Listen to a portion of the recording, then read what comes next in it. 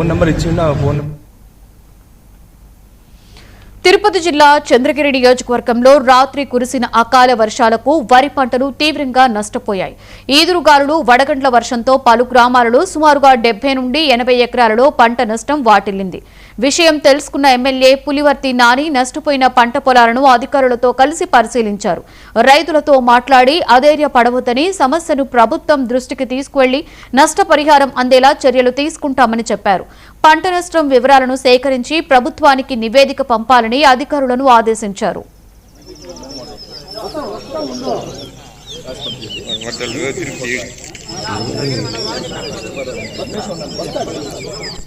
డిఎస్ఆర్తో మాట్లాడినా 70 ఎకరాలు పెట్టమన్నా 70 ఎకరాలు ఒక 5 ఎకరాలు పెరగచ్చు తగ్గచ్చు. మొత్తం ఫోటోలు అప్లోడ్ చేసుకుంటారు. ఏ సన్నాలు ఏమేమి రకాలు ఉంది పిఎల్ రాసి అప్లోడ్ తీసుకుని మళ్ళీ